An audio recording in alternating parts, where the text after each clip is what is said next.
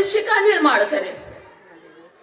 माता सावित्रीबाई फुले ने पूरी तरह से शिक्षा में महिलाओं की भूमिका को आगे बढ़ाया, यानी महिलाओं को जो रिस्पॉन्सिबिलिटी दी गई थी कि वो केवल घर के अंदर तक सीमित रहे, उस घर से बाहर भी उनका अस्तित्व है।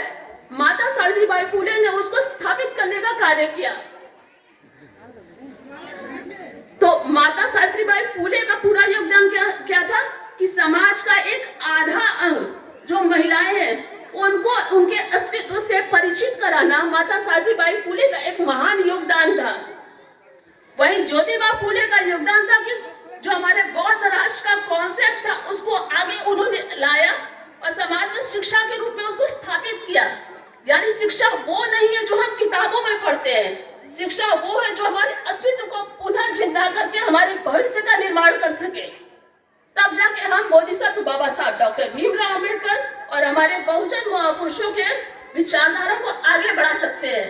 जैसा कि आज का विषय है महिलाओं के उत्थान में फुले दंपति का योगदान। महिलाओं के उत्थान में फुले दंपति का योगदान यही है कि ज्योतिबा फुले ने जहाँ बौद्ध विचारधारा को आगे बढ़ाने का कार्य किया, वही माता सावित्रीबाई फुले ने महिलाओं के अस्तित्व को भी स्थापित करने का कार्य किया। इस तरह से फुले दंपति ने भारत में बौद्ध शासक राष्ट्र की स्थापना का ही कार्य किया था, जिसको बाबा साहब ने बौद्ध धर्म के रूप में स्थापित किया। क्योंकि ज्योतिबा फुले के समय में बौद्ध धर्म अस्तित्व में नहीं था।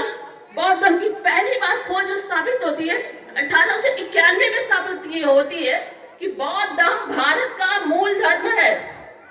और 1921 में सिंधु घाटी सभ्यता की खोज होती है कि सिंधु घाटी सभ्यता हमारा एक पूरी कल्चरल स्ट्रक्चर रहा है भारत में। तो हमारे सिंधु घाटी सभ्यता बौद्धों का कल्चर, हमारे धर्म की खोज 1851 में स्थापित होती है कि भारत में का ये बौद्ध धर्म रहा है और पूरे विश्व में ये व्यापक रहा, क्योंकि सम्राट अशोक ने इसको पूरे विश्व में स्थापित करने का कार्य किया। रही बात हमारी, तो हम कहाँ तक अपने इतिहास से परिचित है और कहाँ तक अपने भविष्य का निर्माण कर रहे हैं, ये हमारे ऊपर निर्भर करता है कि हमारी सामाजिक भागीदारी क्या है। जब तक अपनी सामाजिक भागीदारी को सुनिश्चित करते हुए हम अपने कॉन्सेप्ट को क्लियर नहीं करेंगे कि हमारा जीवन किस उद्देश्य के लिए है, केवल परिवार तक सीमित है या हमारी सामाजिक, राष्ट्रीय, अंतर्राष्ट्रीय भी भूमिका है, हमारा अस्तित्व कहाँ तक है। हम कहते हैं भारत का प्रधानमंत्री वो भारत देश को चलाते हैं, लेकिन हमारा अस्तित्व क्या है उस देश में? क्या हम शून्य हैं? हमारा भी अस्तित्व है, हम उसको पहचानना होगा और बौद्ध शासक राष्ट्र की दिशा में अपनी भूमिका को सुनिश्चित करनी होगी कि हम हिंदू नहीं है, हम बौद्ध हैं और इस देश में बौद्ध शासक राष्ट्र का निर्माण करने में हमारी अपनी भी भूमिका है। चाहे वो परिवार से हो, परिवार के अंदर बौद्ध कॉन्सेप्ट हो, समाज के अंदर समाज का नेतृत्व हो, राष्ट्र का नेतृत्व हो, या विश्व में अपने देश की पहचान बौद्ध शासक राष्ट्र के रूप में स्थापित करना, ये हमारे ऊपर निर्भर करता है। और ये तब तक संभव नहीं है जब तक हम जाति विहीन समतामूलक आदर्श समाज की स्थापना ना करें।